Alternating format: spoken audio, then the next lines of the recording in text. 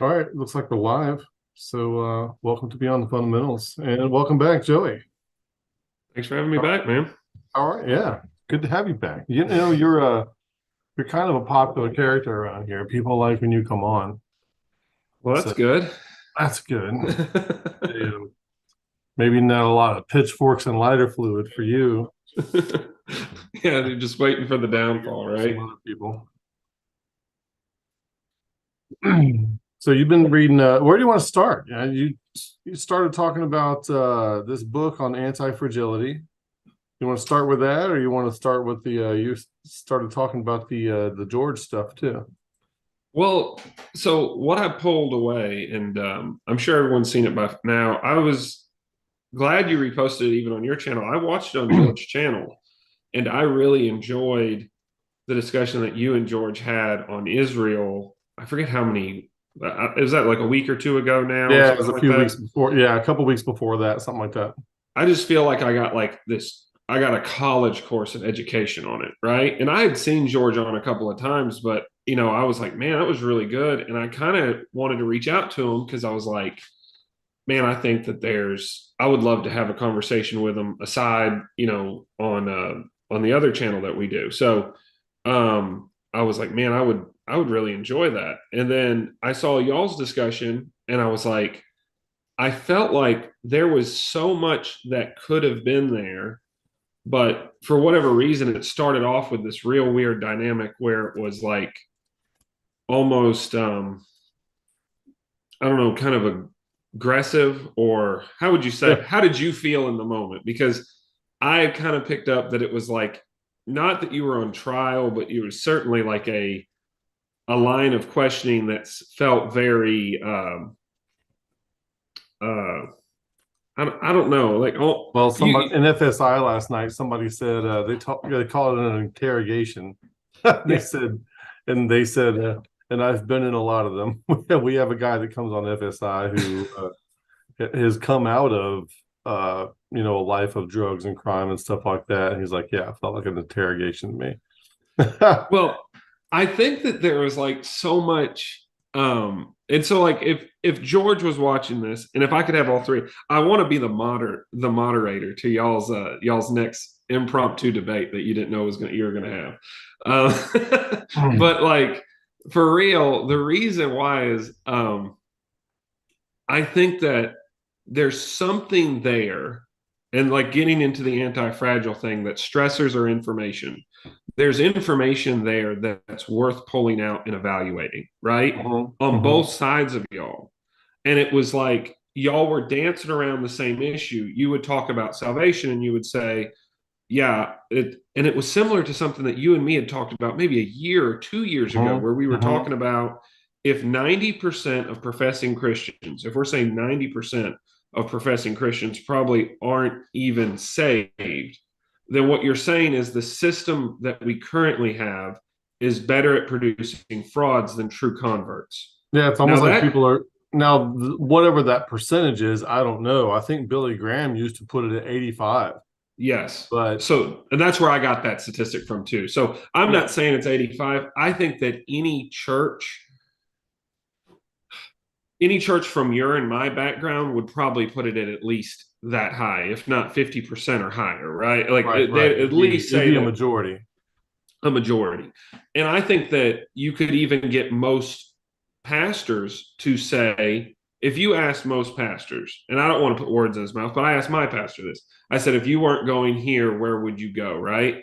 And it was Yeah. like I really threw him on his back foot. And he was like, he didn't know. He didn't really know where he would go. And he kind of professed it would probably be somewhere that's not anything like what we are now, right? Or Oh, doesn't have similar ties to it. Okay. And so when that happened, it kind of makes you think that if you're saying it's the old atheist trope of I'm just one more god of an atheist than you are, right? You hmm. see what I'm saying? Like you deny all the other gods except the one you believe in, right? And I just Hmm. deny all the other gods and the one you believe in.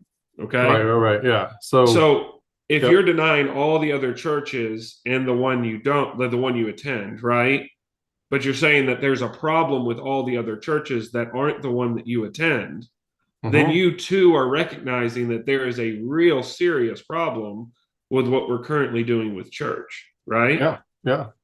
So, and I'm not saying that to say, like, there's several things that I think, like, that were pulled out of that conversation I'd love to expand and talk about. And I didn't take, like, notes as if I was going to talk to you about it later, but I thought, man, there's such a good conversation here that's being lost by the tone.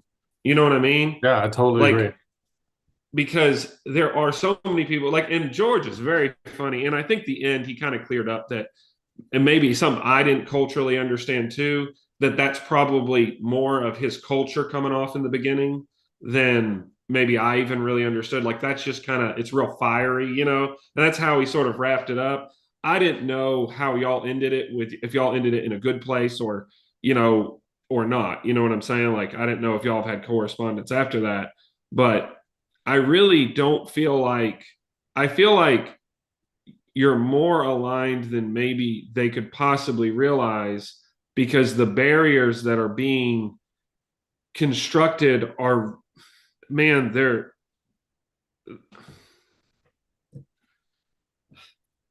you often said that I want to be with people who are trying to do the same thing I'm trying to do. Right, right. I see, like, there's this huge division between a guy who's post-millennial and a guy who's pre-millennial. And then when I look at their behaviors, if they're both trying to honestly and sincerely give their lives to the Lord, I don't see a gross difference in their actual behavior. Right, right. So it makes me doubt the validity of making a separation based on something, of excluding people for that thing. Yeah, does that make sense? Like, I don't, and Yeah. I'm not, look, if you nailed me down, I'm telling you, this is why when I have these conversations with you, I feel like there's this other person in the room that I'm talking to, and it's probably my past, or it's probably my association. I'm so much more, me and George would struggle to find differences in the things that we believe. Like, if I wrote things down on what I believe, you would struggle. There'd be a couple of things, probably Old Testament salvation or something like that, but we would be so much more aligned than he could possibly realize. And I also think that's a guy who I see all of the sincerity in the world and a heart who wants to serve God. And I'd say the same thing about me. I think that he and I would probably come difficult. We'd probably align very much on a lot of things that we would think are true. I think where we differ is on whether questioning somebody's alignment with those propositional things is a worthwhile thing to do. I think fundamentally, and this is why this ties into our conversation, the church was built to be robust, and that's why it's now breaking apart. You know what I'm saying? And, like, for those that are going to follow, if you looked up any, like, waterfall diagram, I wanted to send one to you. I think I might just start sending you stuff through, like, Facebook Messenger or something like that, like some of the graphs or charts, because I know that there's, like, a problem with me sending it to you directly on our phones because of our different overlords of Android and Apple. Oh, it's fine. I can get it on my phone, but then I have to resend it to myself. I know. And resend it to my computer, airdrop it or something like that. Me coming into full form, me being stage 6, in love with electronics, is me getting all Apple products. I have not yet convinced my wife. If you want to send some tips on how to convince your wife to spend the thousands of dollars, like, yeah, it's almost worth it for me. There's these jokes around there. If you're an Apple person and you start texting somebody and it comes in green, just like unfriend them. You're done. Just unfriend them, yeah. Like, if I'm texting people who are on Apple products, I can get, like, here's my iPad, here's my computer. I can get my texts anywhere. But if they're texting me from an Android or something else, I can only get it on my phone. Yeah, no one tells you how they trap you. So, like, if you start using an iPhone, it's like 1840s technology. The ability to try to switch over to Android is just impossible. And if you've been on an Android switching over to Apple, like, you know what I mean? Because they like get all of your, now everything's Google account and everything. They've got us mapped, buddy. Like anyone who's worried about them tapping Yeah, you, you get you're you get the ecosystem built up. I yeah. have an Apple ecosystem at my house, and I think that Apple and Android make each other better. I'm glad that there are people who lack the intelligence to get Apple products so that uh so that there's competition and both products have to force themselves to get better. uh, let's just say it like this. No one buys, no one, I don't know, it's like no one chooses, this is probably a bad example, but no one chooses the Toyota over the Lexus because the Toyota's nicer. It's just it fits a price point. Like I'd say that's what Yep. Android does Yep. well. That's what Android does well. All right. So anyhow, what I was saying is that if you looked at a chart, back to what we were talking about, if you looked at a chart where it was like fragile, and then you'd move from fragility to robustness, and then you'd remove from robustness to anti-fragile. And what that means is, how do you respond to changes, or how do you respond to stressors, essentially? And the more asymmetric you are, the basically the less you have the ability to respond to stressors. And stressors are your source of information. So I know I've said a lot there, and I'll talk about it more. And I'm not all the way through these ideas, but I feel like I've got enough for us to have a 6-hour conversation on this, let alone a hour and a half conversation on it. No, that's Essentially, great. essentially, you've got, as things became more asymmetric, as people became less attuned to the ability to take stress, when they encountered problems, the more devastating the result of it was, right? Now, you Right. could have somebody who's incredibly robust, and you and me have both said that's what we would call spiritual inertia, right?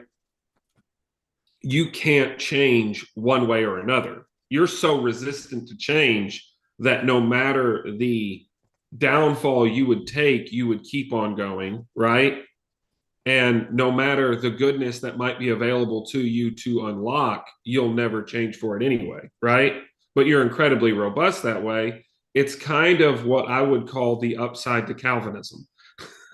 Like once you fall into a fatalistic mindset, you're so resistant to change anyway that you're going to be able to continue in the state that you are longer than others might be able to continue in a different state. And if you view that as consistency, I think it's one thing, but it's also makes you set up long term to not be able to produce a multi-generational system. So That's you're what it talking does. about, when you say the word robust, you're you're talking about somebody who is has so much strength in a rigid structure system that they can maintain the rigid structure system without much change until something huge comes and knocks it off the rails.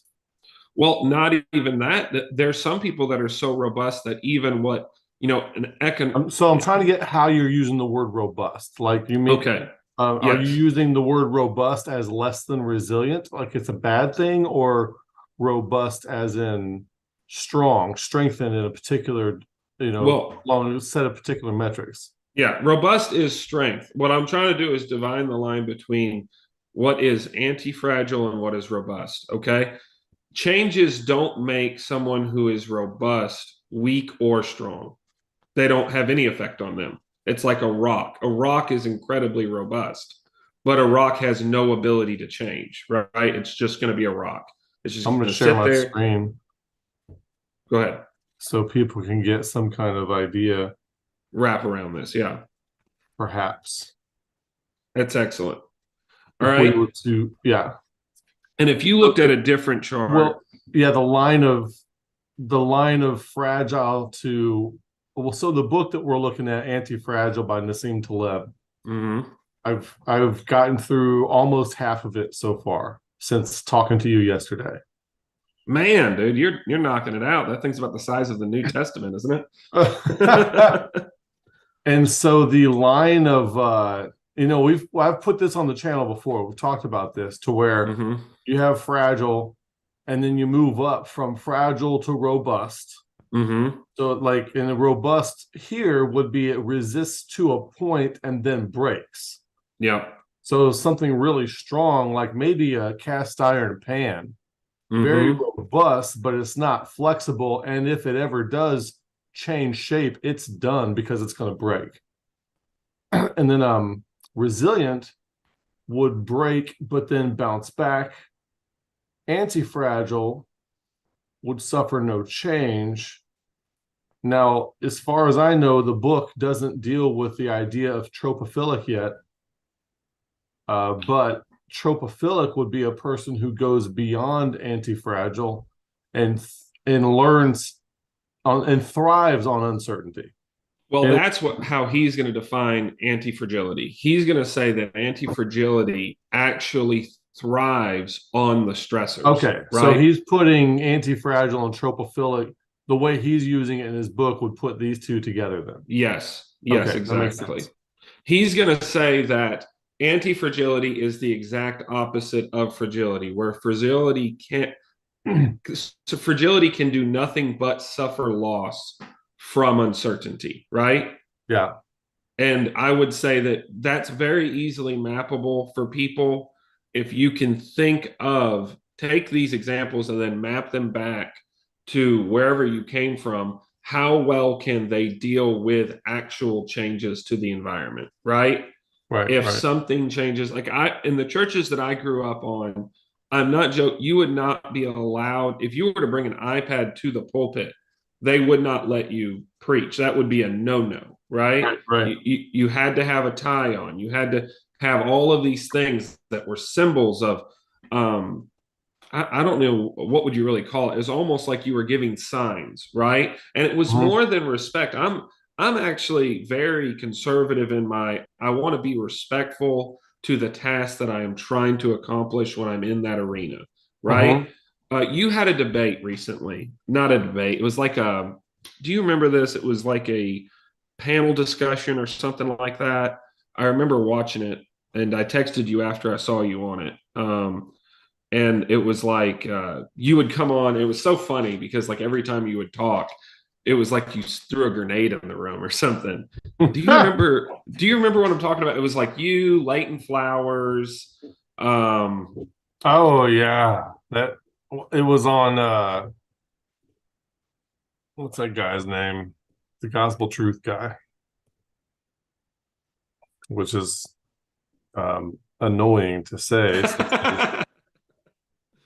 since there's no gospel truth. Yeah. There may be no gospel and no truth. There's no gospel or no truth because he's a Calvinist. But what I was trying to say is that there was a point when your introduction, okay? And like, this is not me. Don't take this as me making a critique. This is literally me saying this is my observation from afar. Arlen Wilson. Yeah. Anyway. Okay. So you do an introduction, and when you do the introduction, you kind of lay out essentially the fact that this is the problems with the structure of what they're partaking in, right? Now, nobody there gets that. It's all like you might as well have had just opened up something and read it in Latin because it wouldn't have gotten any further than what you had said in those first 3 minutes, right?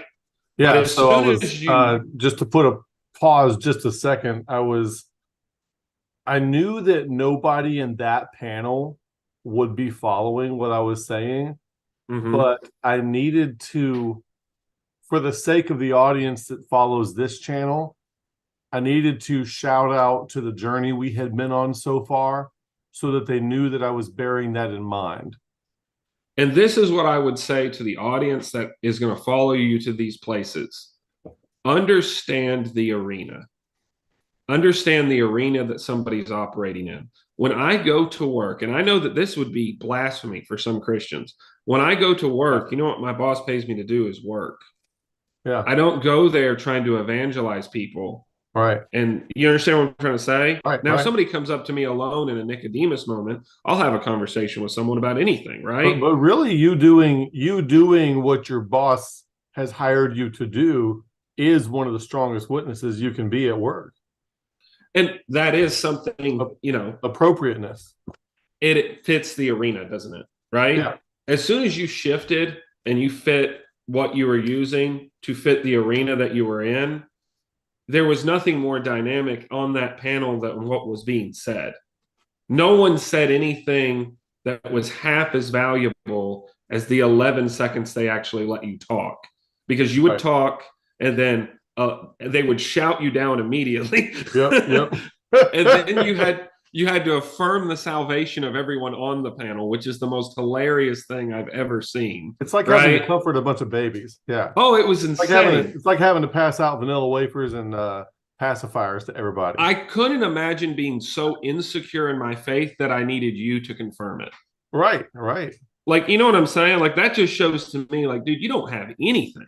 Like, you've got Yeah. nothing at all. If you need someone else to confirm your faith, to have a discussion with you about what you believe, that shows an incredible amount of weakness. But anyhow, that is what I would say to those. George said something so funny, dude. I laughed. I literally just like you don't usually laugh out loud. I laughed out loud when he said stage 3, my people, right? Like when he said that to you, I laughed so hard because it's so funny. And I genuinely don't think that about him anyway. I don't really care about the whole stage thing anyway. Like that. Yeah, really he's being snarky when he says that. I know, but it's just, it was funny. It was very comical. I found great humor in it.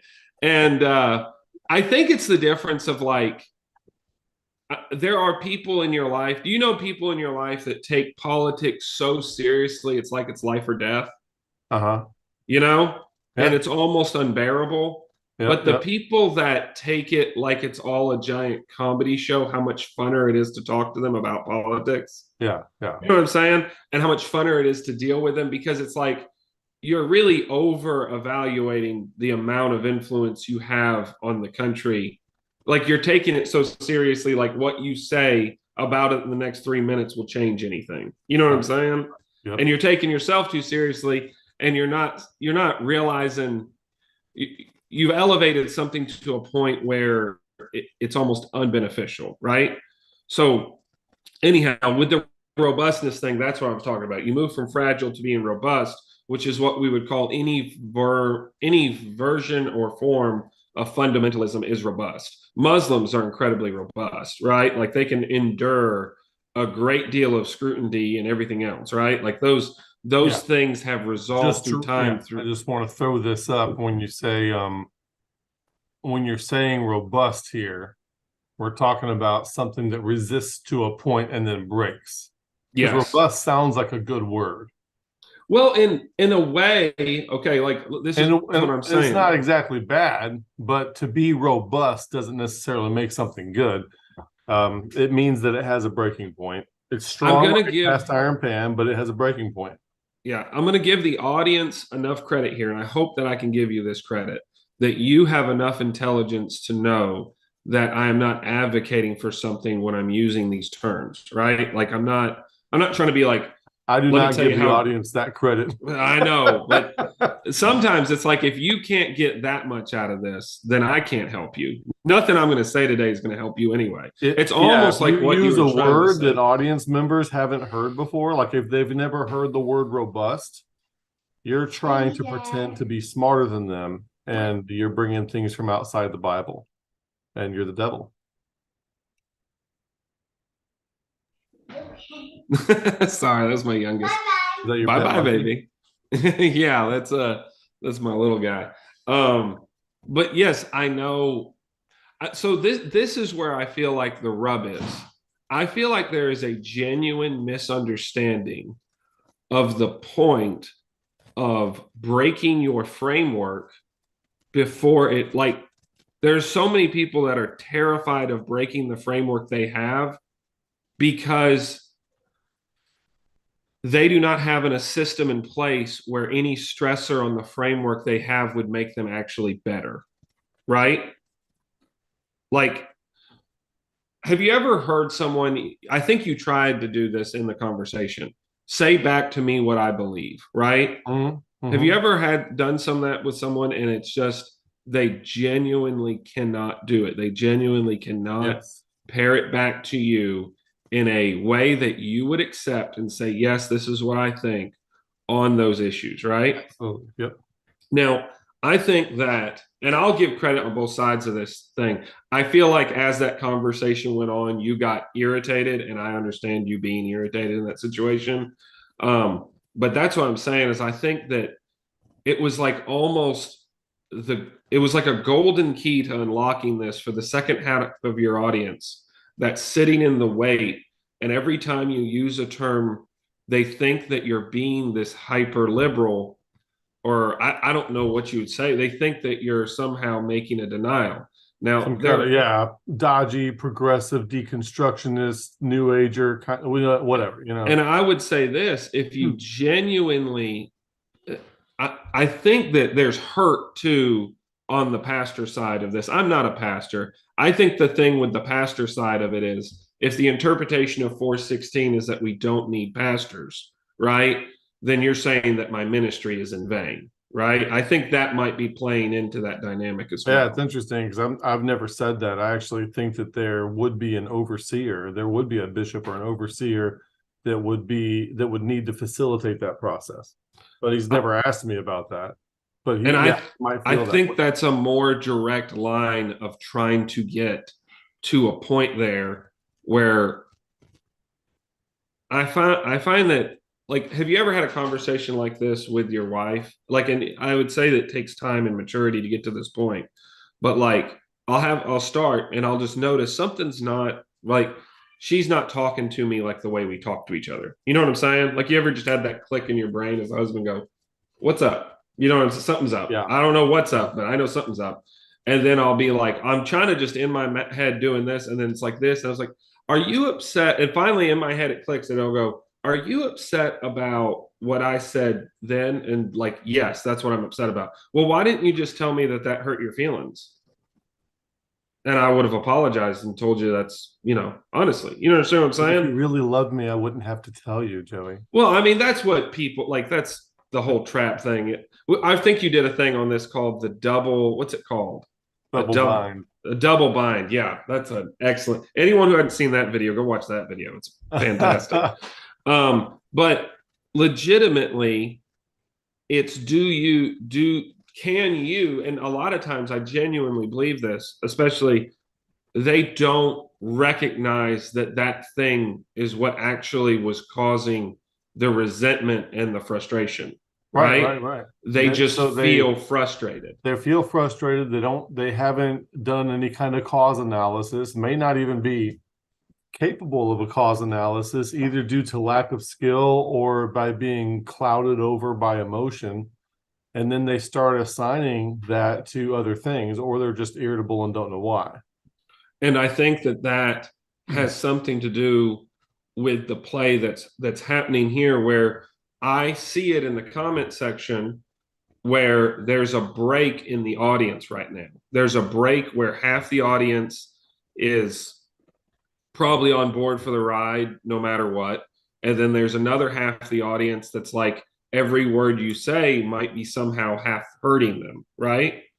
And I think there's a bridge between both of y'all to realize that whoever is in the audience panel that thinks the guys that are making the criticisms are idiots, and whoever is in the audience panel that thinks the guys who are buying into all this new age stuff are just totally like they've lost their mind, y'all don't realize how much you need each other, because you're both missing out on the information each other needs in order to make any sort of positive change effort in your life, because you're missing those stressors. Those moments of conflict are where you get all of your extra capacity. It's like lifting a weight, essentially.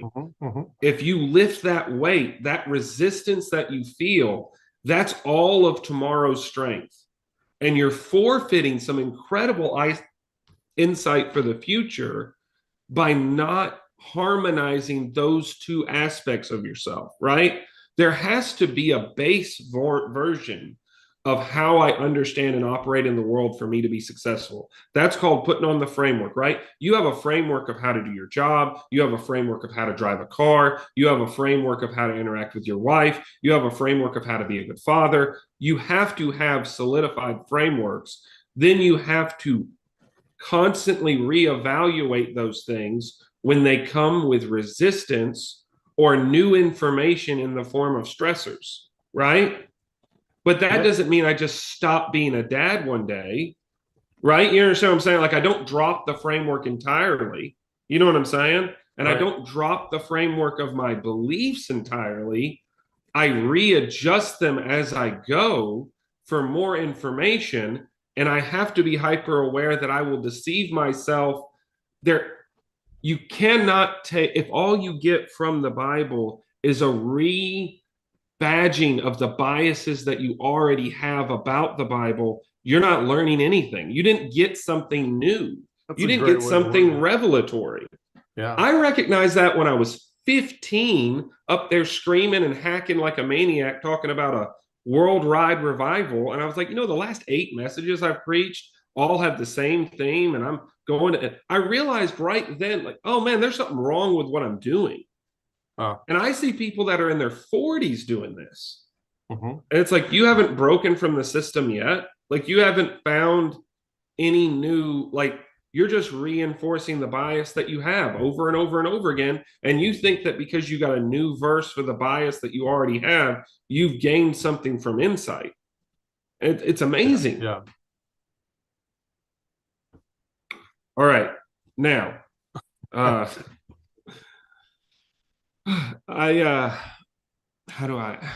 right, so I've got all these notes. I got to bring this up to you because I just want your thoughts on it.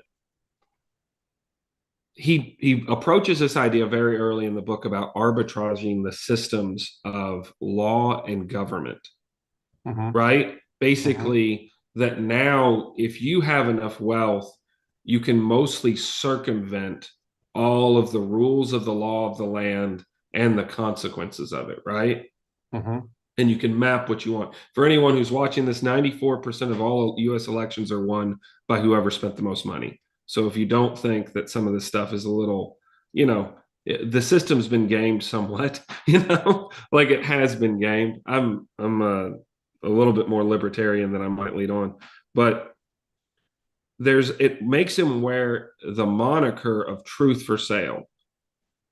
I feel like that's what's happening, and people think it's insight. They take a truth and they often use scripture, right? Or they always use the Bible. They'll take a truth from the Bible and then they will sell it at different highs and lows in different exchanges, which, if you don't know what arbitraging is, you've got a US exchange and maybe let's say I've got a China exchange, and in the China exchange, Ford selling for $1 less, or in the US exchange, Ford selling for $1 less than it is in this other exchange. I buy 1 million shares in this exchange. I hold no personal risk to it, and I just sell it in the other exchange immediately and make $1 per share, right? Yeah. That's arbitraging the system. It's essentially the idea of I take a truth here and I resell it when it works for me here, right?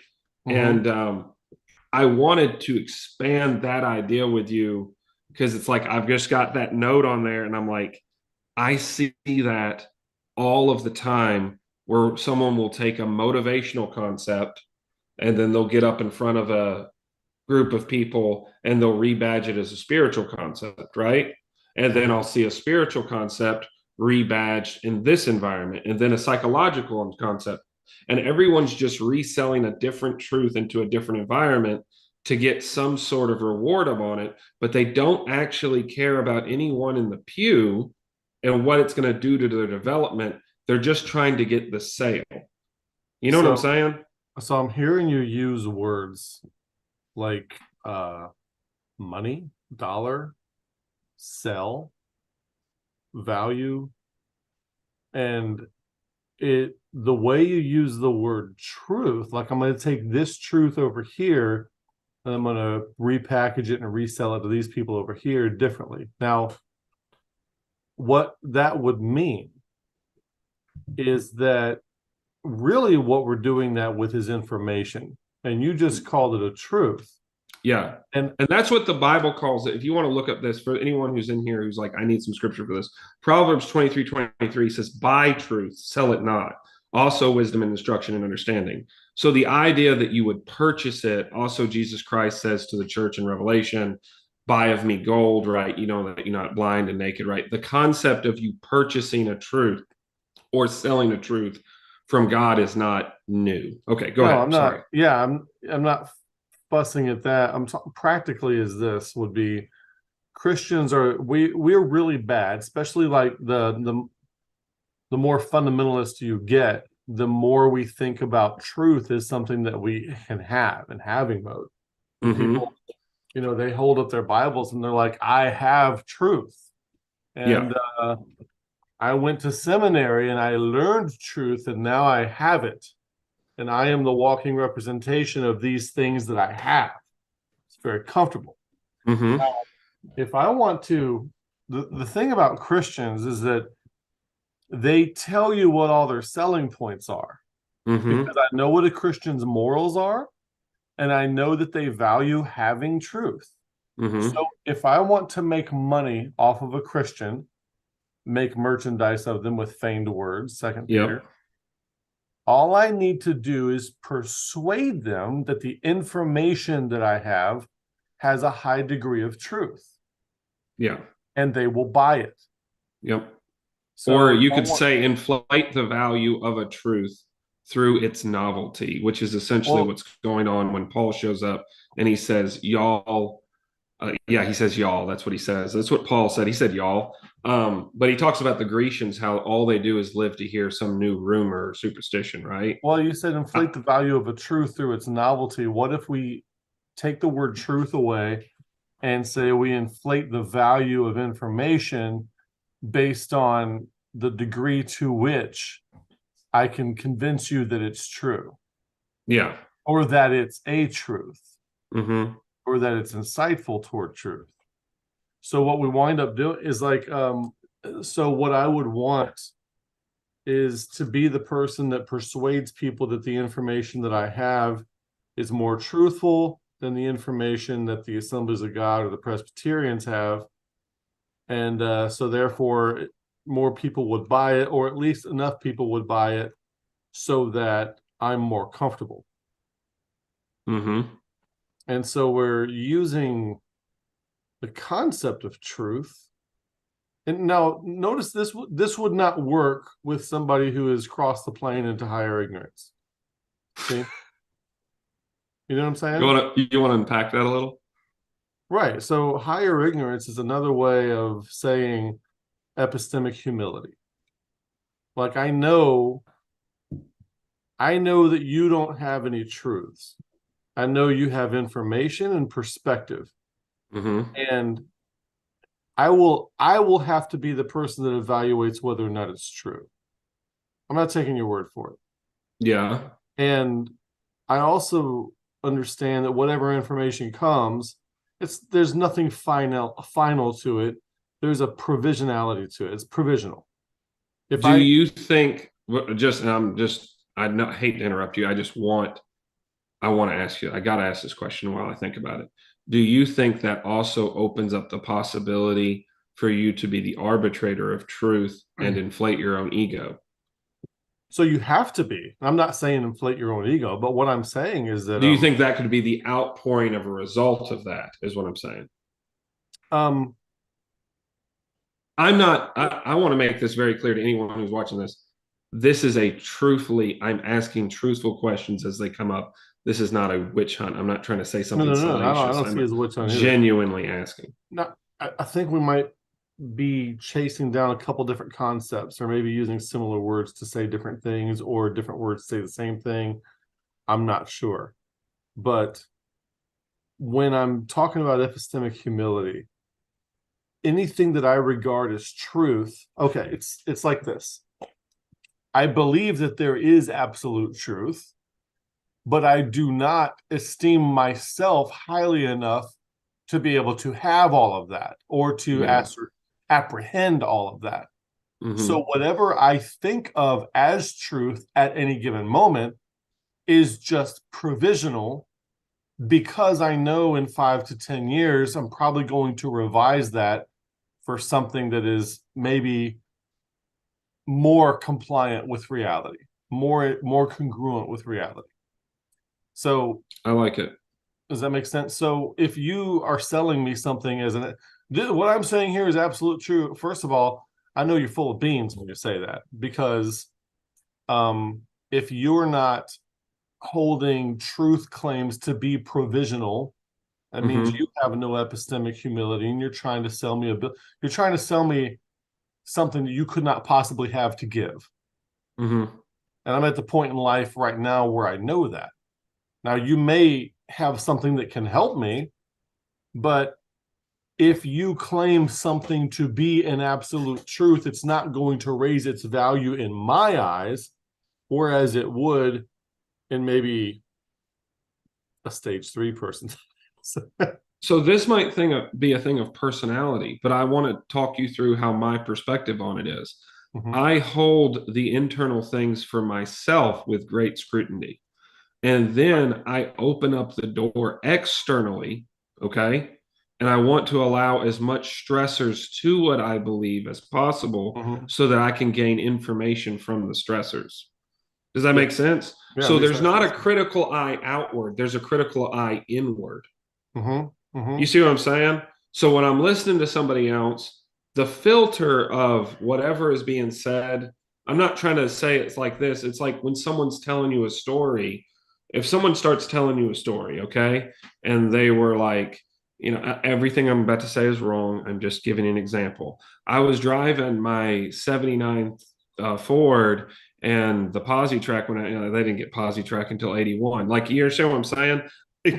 If you have that critical thought pattern the entire time, you lose the ability to retain the narrative because of your outward focus. It's the same thing if a guy gets up to preach and he says a verse wrong, he says a chapter wrong, he makes a dumb statement in the middle of it that's not right. I don't care about any of that. I'm trying to get something out of this, some narrative out of this, and try to understand it in a meaningful way, right? So that I can get, I know, like, I'm not saying filter, like I'm some sort of filter. I'm saying allow it to hit me, and then I can evaluate it, right? So that is how it works for me right now. That's why I was saying that. I was saying, do you have a critical eye outward to this stuff? Or is that your filter as well, where you have a critical eye inward, and then the outward, just you allow all of those stressors, just like the same way I'm allowing the resistance to hit my arms so that they can become stronger. I am allowing those things to hit me in every possible place so that I can grow stronger from the attack, right? Or the stress. Basically, that would be my understanding of anti-fragility. Yeah. So that's actually a really good point. When I'm listening to somebody, I think my attitude toward them is different if I perceive them to be an ideologue or not. If they are an ideologue, we actually went through this last night. If they are an ideologue and I'm familiar with the ideology that is being espoused, like if they're an ideologue and they're a Calvinist, well, I've heard all of Calvinism.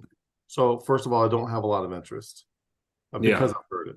They're not going to have, they may have a clever new twist for why they think one of their anti-gospel things is true, but they're still promoting the same anti-gospel things that I've already heard for years and years and years. So it's just frankly not interesting. Yeah. If a person is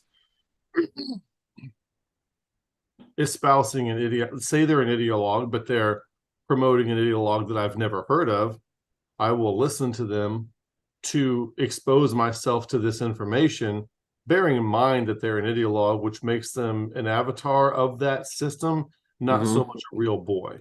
So Yeah. I realize what I'm dealing with there. Like I learned about, okay, Shin Yun. I went to a Shin Yun play, and I thought I was going to see a bunch of Chinese dancing, and I did, and that's really what I went for. But I did not know that it was also a religious movement until I got there, and it was world class. I mean, the dancing, they had these acrobatics, and it was kind of like Cirque du Soleil or whatever. My wife's probably going to tell me I said that wrong, but it was very very well done, very high class, a lot of talent. And that's what we took the family to go see it for, the acrobatics and dancing and stuff like that, and the music. And that was amazing. But it also turns out that it was a big, very well done commercial for these people's religious belief system. And I had never heard it before, so I listened to it. But so that's a different kind of, what is this kind of thing? Trying not to be critical, just trying to understand. Yeah. And then there's, if I perceive that somebody is not an ideologue, I'm probably going to listen with a lot more grace, and I'm not going to buy any more of what they say than I would from an ideologue. The percentage might be the same. I'm probably going to throw out 95% of what they say. Yeah. But because they're trying to break new ground, and because there's some authenticity there, because they're at least trying to be a real boy, and they're not just an avatar of a system, I'm expecting to hear something. Well, maybe the novelty component, like you mentioned a few minutes ago. I'm expecting to hear something maybe that is going to be insightful, but whatever it is, it's going to be more like a jazz ensemble than a Philip Sousa march. If I hear a Philip Sousa march, if I hear two different recordings by two different orchestras, I might not be able to tell them apart.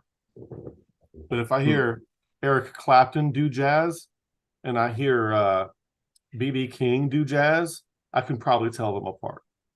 Yeah. You see? Now they're doing the same thing. They're both playing the guitar. But they're trying to do two different things. Falun Gong. Yeah, that's the name of the religion of the Shenyang thing. So I love these little adventures you're going on as you've gotten into your 50s. This is very funny. Into whose 50s? Are you not 50? Oh my gosh, Joey. How old are you? I'll be 45 later this month. I'm sorry, I aged you. That's my bad. My bad. I did think we were further apart. You want to know why it is? It's because when we met, you were already a captain in the Army. And I think most of the people when I was growing up in the military who had that rank were a lot older than you were when you had that rank. So I might have thought you were older. I didn't think you'd say that to say that you looked old. I just thought you were 50. Look, well, that's very funny.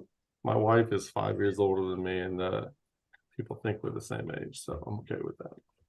Yeah, that means you did well. I mean, that's a good sign. So I want to talk about this arbitration of truth. Like, yes. Will the ego be bloated if you're the arbiter of truth? Well, here's the deal. You can do two things with information. You can either assess the information to be true or false, or decide what you're going to do with it, or you can outsource that to some kind of expert. Yeah.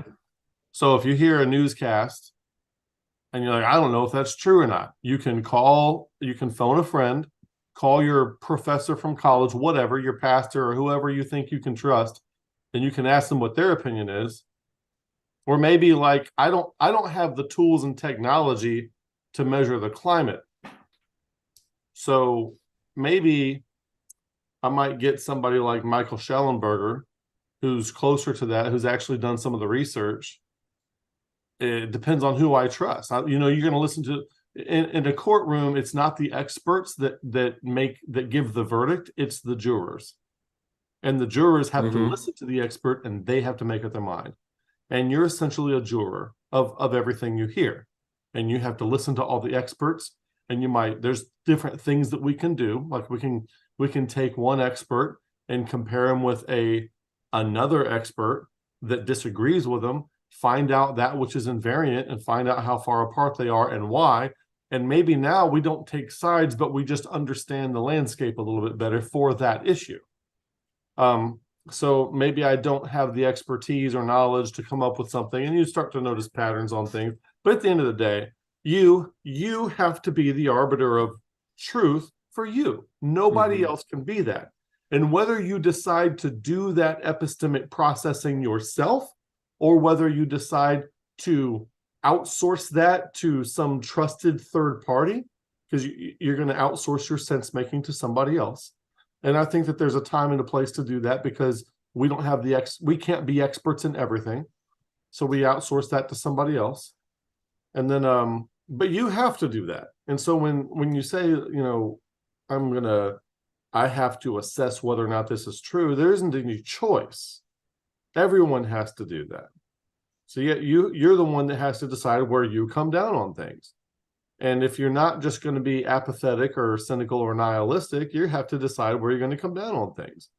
And nobody can decide that for you unless you have opted to outsource all of your sense making to somebody else or to a paradigm, or to, like you could outsource it all to Calvinism or to provisionism or to James White or to Leighton Flowers, or you could make up your own mind. But everybody has to decide what they are going to do with the information that comes at them.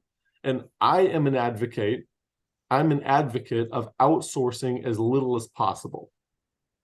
There comes a time when you have to. Like, I'm not a pilot, so when I want to travel a long distance, I have to outsource that ability and process to a pilot, and I have to trust them to do that for me. So there's times when you do outsource your sense making or a process or a procedure, and that's part of what a society is about, because we can't do everything. But you need to know what you're outsourcing and what you're processing yourself. I think everyone must do this, and you have to decide what you're going to outsource and what you're going to do yourself. I was thinking of, while you're talking, and I feel like I've noticed this when I watch myself back in recordings, how often I pause. I'm sorry for everyone in the audience. I've got a strange cadence to when I'm thinking, but what I'm trying to do is actually put together a couple of different thoughts of how I explain the Holy Spirit to my kids. And what does the average person think? Not what does the average person, what would somebody think about what we're saying if you say that? Because it's a criticism of people when they say, well, that's like, it's a pathway for criticism if I'm outsourcing my thought or if I'm setting myself up as the final authority, right? But I explain the Holy Spirit to my kids like this, and this is why I said that. My kids will ask me about that, and they'll say, what do you think it is that makes you, why would there be an internal mechanism inside of you telling you that you're doing something wrong when you want to do it? Right? What is that? And if you say the candle of the Lord is the spirit of man, searching the inward parts of the belly, and this also goes back to a really bad interpretation of how, especially people from our background, interpret the fall of mankind. But there is something inside of me. The reason why I have a critical eye inward on myself is because if I can remove my pride from the equation, I have the ability to gain insight from what I understand, right? That is a filter of a pathway for me to interact with the Spirit of God when it comes to the Bible and truths that I encounter. Because if that's what I'm saying when I'm talking about, all right, because you've seen this, I've seen so many times. This is why you have everyone saying they believe the Bible, but then there's 15,000 interpretations of what they believe about one verse, right? One guy reads it this way and another guy reads it this way. And I have a whole argument that I could make, right, for anyone on any belief. I wanted to do this when I was talking to my pastor, right? I wanted to lay out an entire framework of the fall of Satan And then I wanted to take the next 30 minutes showing you all of the holes in that entire framework of what I actually think. Right. Okay. Yeah. And then I wanted someone else to come on and lay out their arguments for 30 minutes on what they think. And then them take 30 minutes and show all of the holes of what they, of what really, here's some of the problems with this and problems with this and problems with this.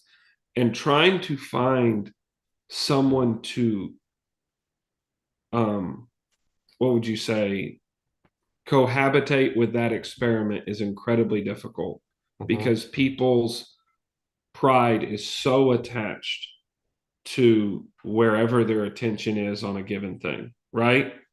And that's also me. I'm also suppressing my pride in order to take part in that exercise. That is an underrated element to what you're talking about when you're saying you're the arbiter of truth. Are you suppressing your pride to the point enough? Because, like, there's no way to avoid this. Humility is the key to insight from God.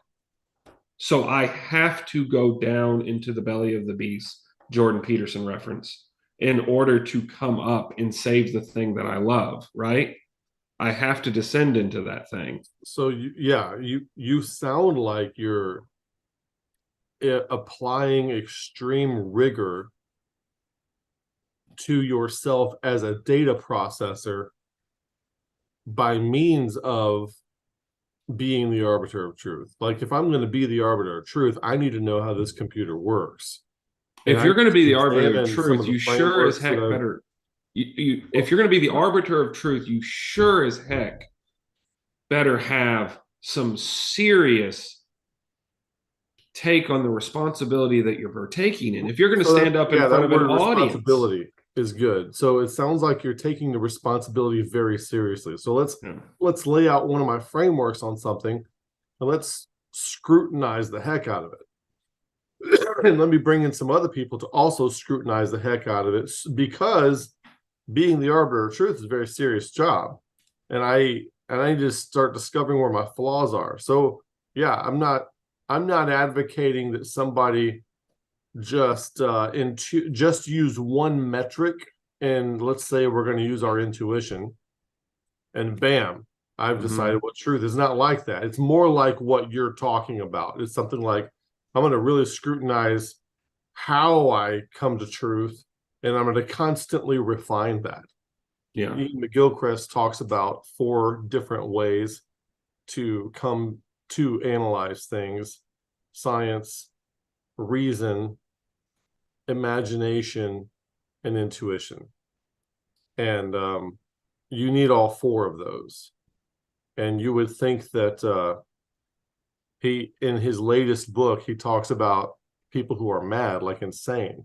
And he says the people who are insane are not unreasonable at all. They're actually extremely logical. The problem is that they have reason and logic at the absence of the other 3 metrics of, making sense of things. Yeah. They have just reason. So they're not unreasonable. They just have no intuition, they have no scientific process, and they have no imagination. And I'm using imagination more like John Vervaeke would say imaginal, how you envision the future. Or if I have this pen in my pocket and I stick my hand in my pocket, I have to visually imagine what I'm grabbing so that I grab the pen and not the keys or not the credit card or something like that. That kind of imagination, not fantasy. I have so many thoughts firing off right now because I want to talk to you about several different aspects of this. I want to talk to you about the transformation that occurs outside of the church, because I feel like that's something that anyone who has gone through Vervaeke calls it a meaning crisis. I'm going to call it a faith crisis, right? So anyone who's calls it a meaning crisis, you're calling it a faith crisis? Yeah, anyone who's gone through that, you probably, so faith crisis be a subset of the meaning crisis. For sure. Anyone who has gone through that, let me say it like this. There's 2 things that are simultaneously true. I could not get the insight that I needed and I don't know if I could not, me personally, let me do it like that. Me personally, I did not get the insight that I needed to come through the trial that I was going through by my church. It happened outside of my church, right? Oh, well, hold on. Doesn't that depend on how you define church? Well, I understand what you're saying. I don't think that it's something that can happen. I don't think you could help me with it. I think that it is an individual journey that Yeah, you so have to go through. the world is your cathedral, though. Some people say So, the world is your monastery. So as far as you are concerned, I mean, this is God's creation. There's nothing outside of God. yeah, In him we live, move, breathe, and have our being. It's not like God is in the church, like he's in some building or with a particular assembly, and then you can go away from that.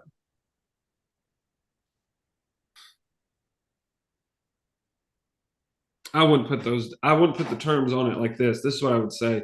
There's no collection of gathering of any sorts of people and any circumstances of any environment that would have changed what the journey I would have had to have gone through to reach the insight that I had that I'm aware of. Yeah, I agree with that. Here's my thing. I think when you say outside church, people on some of the audience members here, they tend to think that, oh, you're getting something from psychology or philosophy. You're going to a different domain of inquiry that is anti-church, something like that, in which all of that thinking is flawed as well. No, look, I've got a There's couple. a semantic terminology issue here too. I'm kind of bridging if to let the audience in on my thought process with what I'm about to say. I'm bridging right now between what I would say where the audience maybe with Kevin is and maybe the viewers that are with George Antonio are. I am, as far as who I am in my daily life, I'm far more aligned with the people who are maybe in not far more aligned, like we said, as far as a belief set system. If you wrote down all of our beliefs, I bet the people that are on the George Antonio side are going to line up with my beliefs far more strictly than the people that are on the other side, right? But both could come and hear me and get insight from me, right? Mm-hmm. They Mm-hmm. both could get insight from me. What Mm-hmm. I'm saying is that there's a criticism going on of what the church is and is not. And Mm-hmm. I said, what I was saying was, if I say, and I'm in a good church, right? My church is one out of 1,000 churches that you should attend. I couldn't get what I needed through the individual trial I was going through my church. Couldn't get it. Yeah, Couldn't get it. and through its offerings, through that And assembly and through its offerings, they're not going to be able to spoon feed you that which you need. I don't think that that's something that the environment can afford for you. It would be the same as asking the woods to build you a house. It's Yeah, something you have to yeah, afford for yourself. yes, The yes. thing that You have I, to have agency in the arena mm-hmm. and and do some niche creation. So my realization of that should be a realization that all people, no matter what their position, you've got to realize, like, okay, at some point the growth of my members is going to be dependent upon them stepping away from this arena and going through something without this, right? In the Mhm. same way that you're saying, same thing beyond the fundamentals, you can come to every FSI, you can watch every video Kevin posts. It's not going to change a thing. You've got to do something. There has to be an individual responsibility for you Mhm. for Right, your own transformation, or it's not going right. to happen. You're Mhm. not going to get any closer to God. God's not going to be any more real to you. This will be just another structure that you have set up, maybe in the framework of the church that you were attending, whereby you think you are interacting with something and you're not, right? Yep, yep. And it could be anything. I don't think that a background, I guess it's, I don't have any resentment. I look at my background and I see all of the flaws of it, but I almost, like when you talk about being metaparadigmatic, who's more metaparadigmatic than God when he looks over Israel and he sees, I see no flaw in them. I see no flaw in Jacob. How could he say that? When I look back on my past, I say I see no flaw in them. even though it's nothing but flaw. You see what I'm saying? Because I only garnish the insight that I got, and I'm willing to let everything else go on it. You know what I mean? Say that last sentence again for me. You glitched. Oh, And I think okay. I lost some. Your video froze. Your audio stopped for about 2 seconds. Oh, okay. What happened was a small child ran across. So I think that's what happened. There was interference from a 2 foot tall 3-year-old. Was it the ghost in the from the curtain and 3 Men and a Baby? That's right. Now there's a dog and a baby, and this is all going crazy, isn't it, Chell? Anyhow, what I said is when I look back on the past, I don't have any resentment, right? And I think that I mean this in a serious way. I don't know that I could have said that. I really feel like recently I settled some things, some resentment I didn't realize I had. And some frustrations and like almost what I would say anger. And like when we were talking last time and I was talking about that anger should be a trigger for insight, it was like I was talking back to myself and taking my own advice, like, hey, why am I so frustrated at this? You know what I'm saying? And if you can look back on the past and see how it led you, be grateful for that it led you to this point. You know what I'm saying? And have that attitude. We talked about this. We had a recent video. I did a recent video called "The Mind of Christ," where I kind of talked about this concept where you're born into a situation where your parents are just as lost in the sauce as everybody else, is the environment that they're in. Everybody's trying to do their best, and if you happen to wake up a little more than they did, and then you get resentful about how you were raised, maybe don't get resentful about how you were raised. Now, before this, about I want to say 2-3 months ago, while I was meditating, I learned, I didn't know this about myself, but I learned that I was very resentful for the corporal punishment that I received as a child. I don't think it was done in the right spirit. Don't think it was done in the right way. That kind of thing. Yeah. And I suddenly realized I've always been one of those people that my parents spanked me and look how I turned out, you know? And yeah. And it turns out that I did not know that I was resentful about that, and I discovered it. And then and there's many other things that one could be resentful about.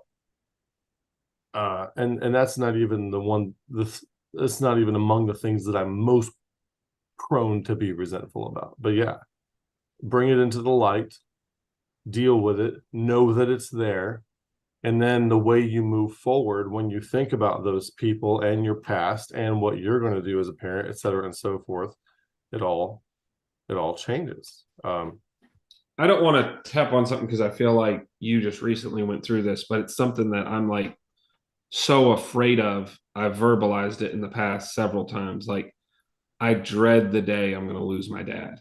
Like, I'm so afraid of it. You know what I mean?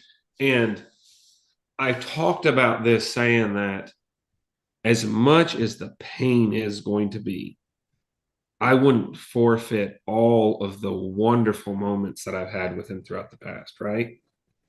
Because of that incredible pain I know is on the verge.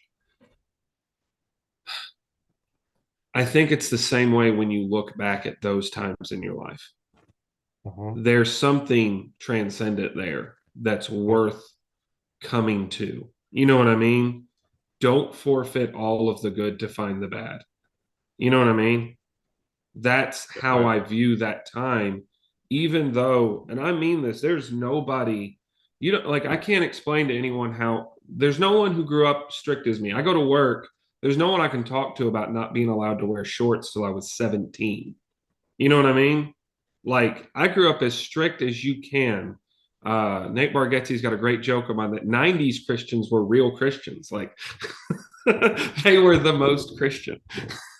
But legitimately, no one can connect with that, right? And you would think, well, you got all that resentment towards your parents. Not at all.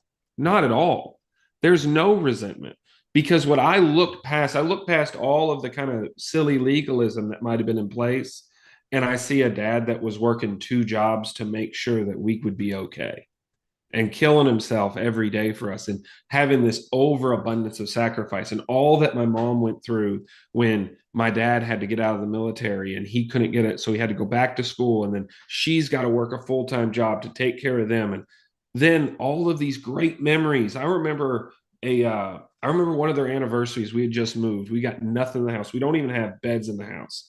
We've got literally a box, and my dad's cooking hot dogs, okay, for dinner for us, right? And it's their anniversary. And me and my brother and my sister had gone out, and we had gotten a cassette tape for the younger generation. You know, those were still for sale at Walmart at that time, of a Kenny Rogers, not Kenny Chesney, a Kenny Rogers song that was sung at their wedding, right? Yeah. And it's Through the Years. And we got that and we played that for them. And they didn't know that we'd got them that present. And they cried, and they just the love that was in that house. There's nothing in that house but a box that we're going to all sit around and have dinner on, and hot dogs and ketchup. And that's it. That's dinner. And I'm telling you, I look back at that as one of the best memories of my life. Right. Yeah. But if you stripped it down, you could criticize every aspect of that. But yet it is an absolute beacon of light for me when I look back on it. And it makes me emotional. Like you can tell, like I'm trying not to get emotional. It makes me emotional hearing it. Yeah, I get it. So that's what I'm saying when I'm talking about what the affordance of there's an individual aspect of this that you must attain to, and then there's a corporate aspect of this thing that must be attained to. But just like Jesus Christ was trying to tell those Pharisees, he's like, you don't understand. If I take this new wine and I put it in the old bottles, it's going to break them. But if we can understand that these two things are separate, I can actually preserve both. That was the cry of Jesus Christ, was that he wanted to preserve both. It wasn't to destroy what was there before. It was so that Israel could come on together with it. You know what I'm saying? I feel like we've done the same thing. We've gotten hyper individualized, right? The church was super corporate, very, very what you would call left political spectrum thinking of group thought. That's been individualized so much where people are so independent, there's no church that's good enough for them, right? I'm above any church, right? And then the individual doesn't understand why they're dying because there's no sense of community and tradition, right? Because you need both of these things, but you got to have some sort of union of the two. And it's no different than what we see like a political divide in our country. Like there's real problems that are being voiced by both the left and the right. If the two largest employers in our country have people on welfare at a rate of about 90%, maybe we do need to address the fact that there has to be a living wage, right? And at the same time, if we tax things to the point of oblivion and we don't provide any service for it, you're just going to bankrupt individuals, and you're going to have people more and more fall onto the dependency of the government, right? Like, but you can't have nuanced conversations like that. No one loves the wisdom that prevents the war is never loved as much as the guy who swings the sword to kill the enemy. The victor is so much more glorified in his strategic battle of the victory that he won. But what about the guy who made it where he never had to fight the war? There's no statue for him. There's the statue for Caesar. The scapegoat, delves into that a little bit, although the mechanism of war prevention is a little different. But you know what I'm trying to say is like, we have something that's being lost there. That's the bind I feel in my heart sometimes, where I have all these people in my heart that I love that are on this side of the aisle. And if I try to get them to see the value on this side of the aisle, they think you're trying to convert them in some way. See what I'm trying to say? Like I'm trying to convert you to something new. I'm not trying to expand anything. Right. And when we talked about this last time, and when we did the video on iatrogenics, which actually he touches on in the book. I don't know Yeah, if you that is got in to the that book. point. Yeah, he actually had to learn that word, according to the book, in order to study that field. And he was talking about how the intervention is what's caused that, right? And he talked about how kids who they took a pool of kids, right? For people that aren't aware of what we're talking about, they took a pool of children and they recommended them for a tonsillectomy, or they went in for a consult, and some percentage of them went off. And then they took that same group and they put them to another put of doctors, and eventually they got it where every single kid got recommended for a tonsillectomy, even though at that time it was a very dangerous operation, right? Yeah. I feel like you could do the same thing with a soul right now. Kevin could walk into an Assembly of God church and they might say the problem is that Kevin needs to get saved. And then he'd walk into a Pentecostal church and he needs to get saved. Right? You see what I'm saying? Like, Yeah. it's just the intervention mentality of Christianity might be destroying the individual. So I want to refresh the audience's mind real quick. I'm going to share the screen with this word, iatrogenic. That is relating to illness caused by medical examination or treatment. Iatrogenic, relating to illness caused by medical examination or treatment. So if people say the church is a hospital for the sick, for the sinful, that kind of thing. Well, I think that the church is causing a lot of illness with its treatment. Would we not say by their own metrics, they're causing damnation at a rate of 90% or 85%? By your own metrics and your own beliefs. If you use that, sure. So if you can't recognize that, say, well, something's wrong, right? Something's wrong. Now, I will say this plays a lot into it, Kevin. I do not have an escapist mentality. I don't. Dude, I'm not waiting. I don't look every day into the clouds waiting for the rapture to take me away from my problems, man. Like I don't think you're going. I want to win tomorrow. Oh yeah, I don't care. You see, like that literally, if you want a parallel to what went on in that debate, see how little I care about that. That's kind of like I'm not trying to be whatever. Like the last thing on earth I need someone else to do is affirm for me my own relationship with Jesus Christ. Like it'd be kind of silly. Anyhow, but with that being said, I feel like there is something where it's like I want to build something. I want to plant trees that my children get to sit under the shade of. You see what I'm saying? Like using the Greek proverb. Like I want there to leave these things in legacy. Half of the reason for the videos that I was posting was just for that. If I die tomorrow, I want my kids to at least be able to look and see what I thought about things and considered about things, and where I like have some sort of enduring legacy beyond that, right? Not that you want it in individual memories, but there is something to put some stuff in stone. Well, yeah, I mean, I wish I had more. It's not an egoic thing. It's not like I'm trying to grant myself eternal life on this earth so people can, look at me. But it's like, I wish I had more information about my own ancestors. I wish there were like YouTube, if there were little video clips of my great great grandfather, you better believe I'd be watching that stuff. And so, if those coming after us have something left behind where they can kind of see what we were thinking. You know what? Aren't you grateful that your kids, if you're there or you're not there, aren't you grateful that your kids, when they get to the shores that you had to traverse when you went through that most traumatic time in your life, that Black Swan event, right? That really puts you in crisis mode. Okay. Aren't you glad that they know that you've gone through it and they have something to reference back through your journey? Like, isn't there something that brings you joy that they're not going to have to endure that thing alone? I don't know. I mean, that's what. It didn't take you down. You can still support yourself, and you come out the other side with hope and growth and transformation and strength. Man, I tell you something that you said the other day that just helped me.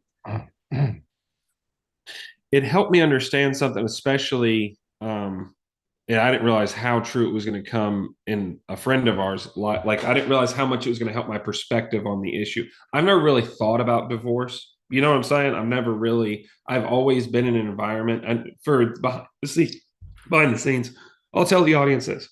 A couple years ago, Kevin was helping me a lot with what you were talking about at that time, especially. And I think that we were both knocking on the similar doors. We both kind of, I don't know if you had discovered Jordan Peterson at that time or it just happened to have discovered him maybe 4 years ago or something. Yeah, I Was about the discovered Jordan time. Peterson 2018.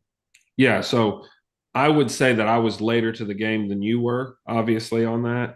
But then it seemed like there was a lot of, I don't know what you would say, like there was overlap. I was finding all this common ground with you when you were talking about it and what was happening at that time.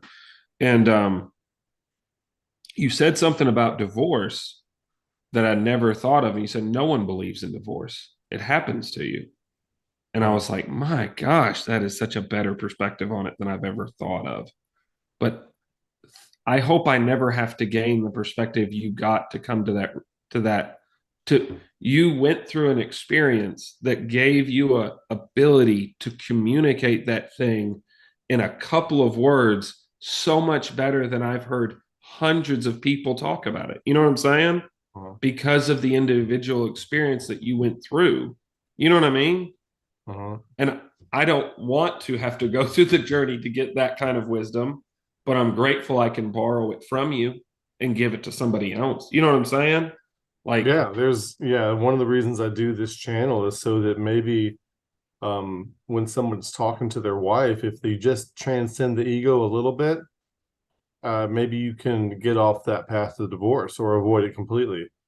You know, maybe if you learn a little something about, like in my case, it would have helped me to know something about psychology, something about personality disorders and how to deal with them, and that yeah, uh something called dialectical behavioral therapy was like exactly what I could have used and would have needed in order to hold things together. I didn't know any of that. And yeah. I'm hoping that for other people out there who don't want to get divorced, I want to help them not get divorced. And there are very simple things that if you're just not ignorant about them, they can help you. And ego transcendence is a huge one. There's Just a great quote, and it's yeah, we shape our tools and then our tools shape us. And so yeah. for the people in the audience that don't understand the verbiage sometime, if you can understand that what you will become is a basis of the tools that you have into your availability, right? And I got this from a painter back when I was like 16. He said, if all you have is a hammer, everything looks like a nail. Uh-huh. You know what I mean? Uh-huh. And I think that's very true of how we approach things. If all we have at our availability is one skill set, you're gonna ruin a lot of things in your life with that. You know, you Uh-huh. are. You're gonna Uh-huh. try to fix you know, you might be able to get it. You're gonna very effectively put nails in wood, and you're gonna extremely ineffectively install flat screen TVs, you know, Uh-huh. with your hammer. And so I think that that's incredibly wise. I've gone through something similar. I was telling my wife the other day, I came to a realization, and for everyone in there, this is the most unmasculine thing to say, especially with my environment of all blue collar guys that I roll with. Uh-huh. Um, You about but to tell me that you sit to pee? no, no, no, no. Oh, I've okay. got I've got more of a feminine personality, and my wife has more of a masculine personality. I mean, if Uh-huh. you like did personality types type thing, Uh-huh. and in the same way that like I lean more left, she leans more right. You know what I mean? Uh-huh. Um, Now, for people that think I lean left, I'm not liberal. I just understand there was a definition of left before the last 100 years of U.S. political history. Okay, so Right, right. left means I'm more group thought and would devalue the individual, and my wife's more individual thought and would devalue the group, right? Uh-huh. Meaning that my wife has an easier capacity when she's at worst version of herself to be selfish, and I have I'm the worst version of myself to be neglectful, right? You see what I'm saying? Like those sort of things. And then your base sets of how you fall, all of this stuff. I'm not saying anything. This is not me. This is me regurgitating information I've learned. Anyhow, I said all that to say I catastrophize emotionally, right? So one little thing could be said wrong or done wrong, and then I'm going to go into depression. You know what I'm saying? I get up and I preach and I say one thing wrong, and then it's going to wreck me. It's going to wreck me for a day, right? And that time's gotten shorter and shorter with me learning some stuff. But my wife's the exact opposite. She's not going to worry about what she said that was wrong at all. That's not going to cross her mind. But if there is a dish in that sink and it's 11:30 at night, she's got to go clean it because it's just as if the entire house was destroyed. So she catastrophizes the physical, and I catastrophize the emotional, right? But just having that nuanced understanding of each other makes it so much easier to be helpful to the other person. Right, right. And you don't judge them for that. Think they're evil for being different than you. You just Nope. you don't love them any less for it, and you remain curious.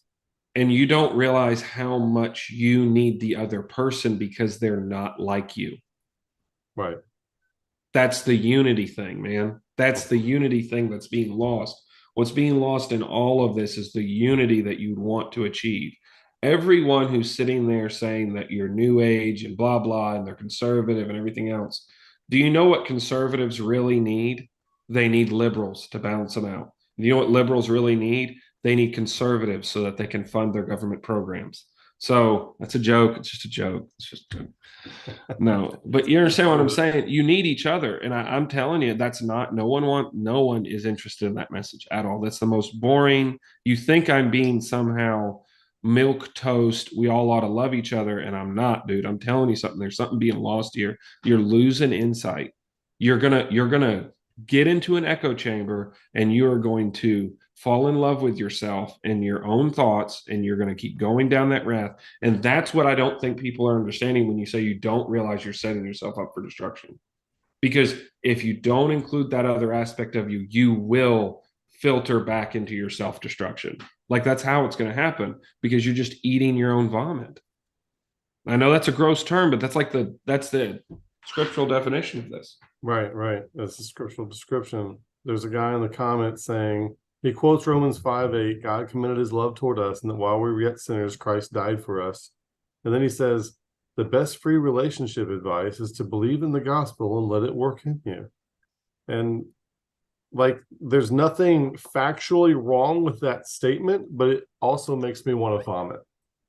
Because I was just talking to my brother-in-law the other day, and he was raised up Independent Baptist, all that kind of stuff. And we are these platitudinal, moralistic, sanctimonious, overarching umbrella statements sound wonderful and great and good, but they don't equip anybody to do anything. We were told to love our wives, but we were not taught how. You see? Heard a lot of sermons about what you should do, but there was no information about how to bring that to pass in a situation where what you should do is very, very difficult, or you don't know how to do it. There's a how component that's missing, and I think that we do a terrible job of working on the how, because it's a lot simpler just to chalk it all up to some moralistic believe the gospel and the Holy Spirit will do the rest kind of thing. It's not magic, folks. No, I would just say, listen, if there's like I approach you, anyone who's, and I'm not looking at comments, I'm just saying anyone who is critical of this, I just want to approach you and say it like this. If this doesn't help you now, just wait. Right, right. I don't mean that in an ugly way. I said that when I posted my videos. I said, if you're getting frustrated and mad, shut me off, because in 2 years you'll turn me on. Yeah, In 2 years, 5, yeah. You know what I'm saying? And it's the same thing that James is saying when he says, if thy son ask for a piece of bread, will you give him a snake or a rock? Like, you know what I'm saying? Like, you're not realizing that's not the acceptance of the proposition is not the completion of your faith. It's literally like people drew a line with Romans 5:8 and they walked across it and they're like, thank God it's all finished. You know what I'm saying? Yeah. Like, it's like you've reached the finish line from the beginning.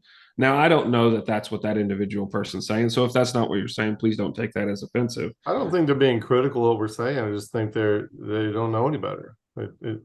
It's easy. I mean, doing ego work and shadow work and communication work is hard. And it's easy to outsource everything to one's concept of God rather than do the hard work of becoming the better person. If you want to stay married, you need to do the hard work that's required in order to become the person that can stay married. Because there's a 50% chance, if you're listening to this, there's a 50% chance that you are not the kind of person who can stay married. You do not have the ability to do that. You cannot stay married. Yeah. So you need to become the kind of person that can. And that takes a lot of work. And there's no easy platitude of a rug under which all of that effort can be swept.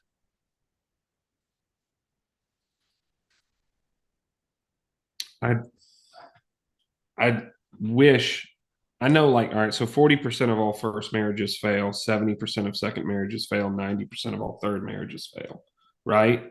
And if you broke down what the first marriages that fail are, if you want, like, this is the attain to the basis of, like, I mean this fundamentally. I'm not saying this is a stage of like stage one, stage two.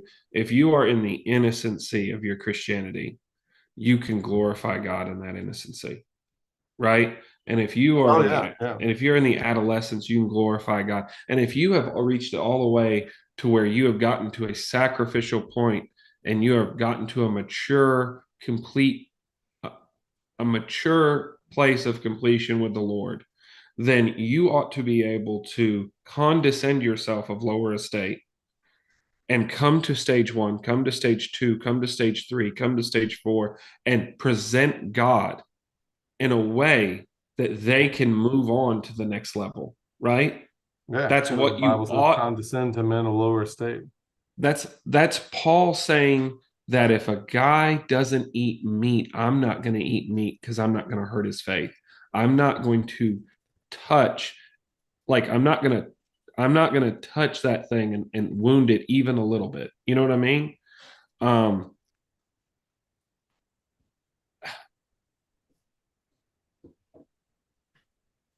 I worry when people go through those transitionary times, those times of great trauma, if they never had any personal growth before that time.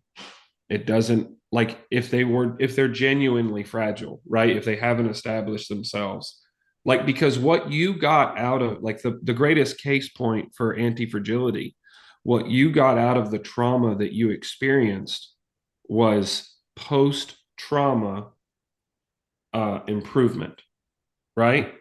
That's what you got out of it. What did he right? call it in the book? Huh? What do you call that in the book? Post-trauma Something. growth. Post-trauma Yes. growth. Okay. Everyone talks about PTSD, post-traumatic stress disorder, but there's also a potential for post-trauma growth.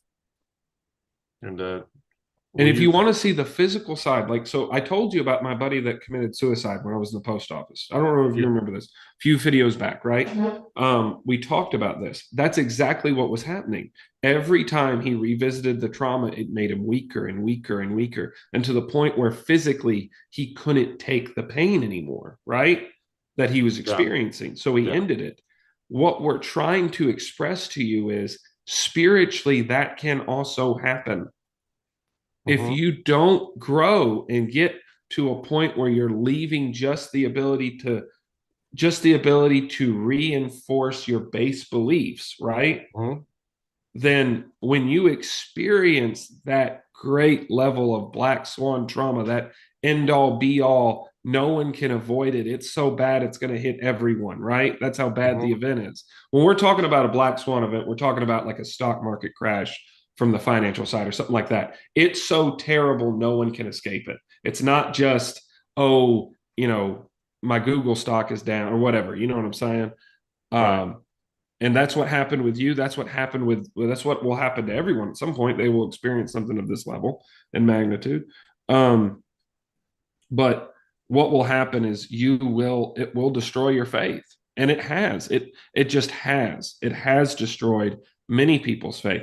One of the most key turning points for people leaving their relationship with the Lord, right? You have a people that leave it's not just I leave church. They leave all aspects of their relationship with God when they leave church. You know what I'm saying? Right. Like, Right. it Right. happens at these transitional points in their life, right? When they come under their own responsibility, when they're teenagers, when they leave, when they go through a divorce, right? Like, so all of these moments, right, that are transitional times in your life, if you do not bear the responsibility for your own future, you will face the consequences of that from your past. Like, you're going to have to deal with it one way or another. Like a sowing and reaping model, you just don't get to choose to not put the good stuff in the ground every day. You choose to not do the work. You're putting something negative in the ground that you'll have to bear the fruit of in the future. Right.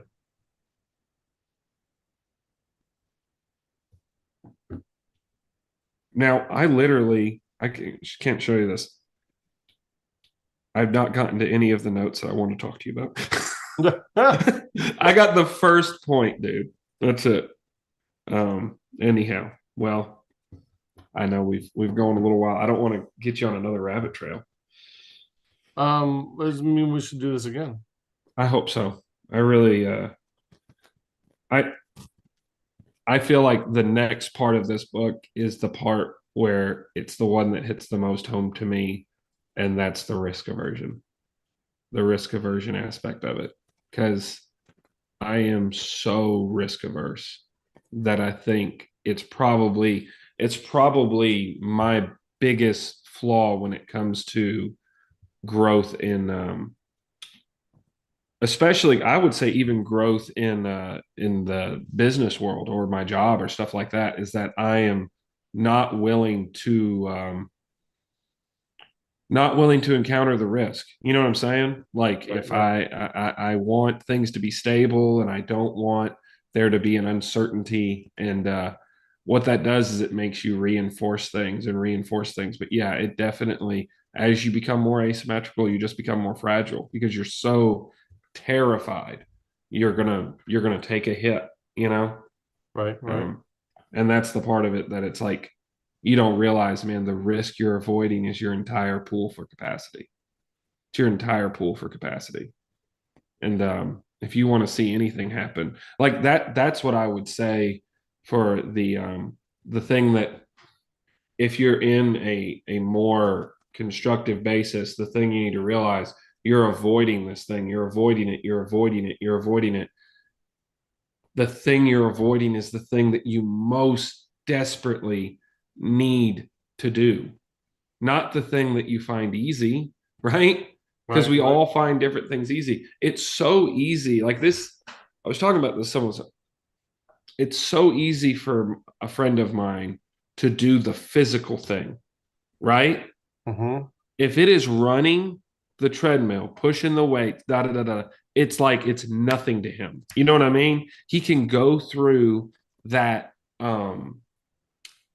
environmental physical challenge every day with no it's nothing, right?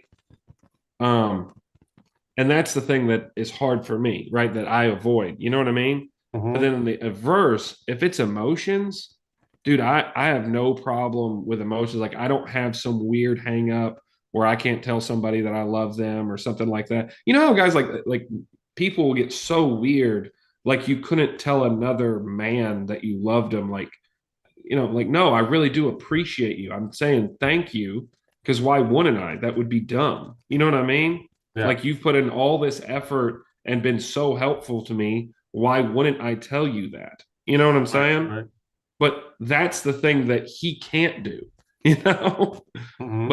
And it's amazing to me how much you don't realize, oh, that's the guy I got to be around because he has strength in an area I don't have. You know what I mean? And I'm the guy that he needs to be around because I have strength in an area that he doesn't have.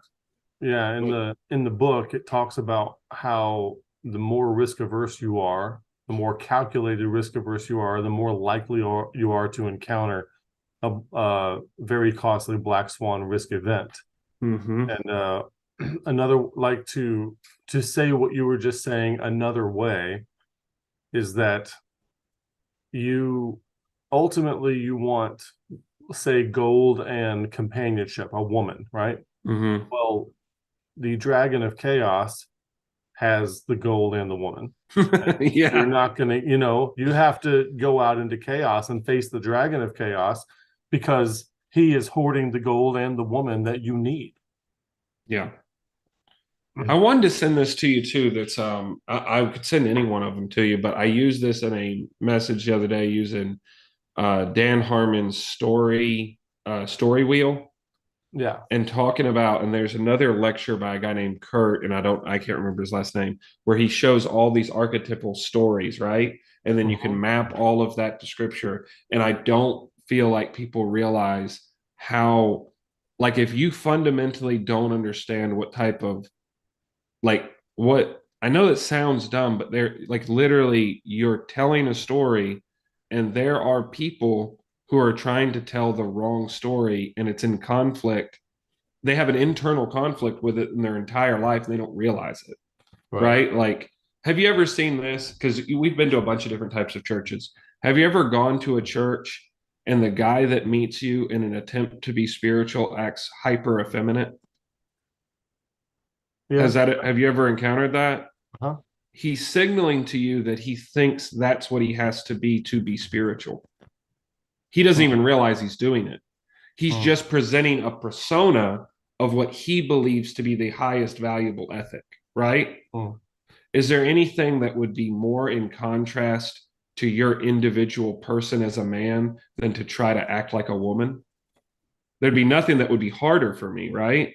Or would eat me Yeah. alive. So, why do you think it is that those guys who are in that environment and believe that to be the highest ethic end up having this dark, shadowy, desperate thing leeching onto them in their shadow? Because they're suppressing all of these things they think to be evil when it's really just their own masculinity and ambition. And there's nothing evil about it at all, right? Yeah. And so they've suppressed it into this corner, and then they grow this terrible thing that they've got to keep secret all the time. And then eventually we see another news story of someone who's done something they shouldn't have done, right? Like, and done something, whatever. And it's because the whole time they're growing these things in the shadow because they have the wrong highest value ethic that they're trying to embody, you know? Yeah. That's what I think of when I think of that risk aversion stuff, right? I think of it's you, it is you you're not taking that journey. You're not going on that path that you need to go on to. And then what's going to happen in 10 years when you still haven't arrived at where you truly want to be, or you're not making the mark that you know you ought to be making? Man, there's going to be something evil growing on the dark side of you that you're not even going to be able to contend with anymore, Right. you know? And And I it's in think the that's, shadow and you don't even know it's there. yeah. But I ended up getting into some of it with you without trying to. You want to you ready to pause and come back let's uh do, soon? yeah, let's do it again. Let's do it again whenever you want to. Hit me up. Monday through Thursday, I'm available. Because I want to delve into the rest of whatever notes you have. I'm all curious. I want to see what you've got going. Yeah, I So wanted to send them to you today, but it was like we talked about. I like surprising you every once in a while. no, it's great. Yeah. We just have to do this again to come across that stuff. Hey, man, it was a blessing. Ditto. All right, man. It's always good talking to you. Yes, And sir. I'm looking forward to next time.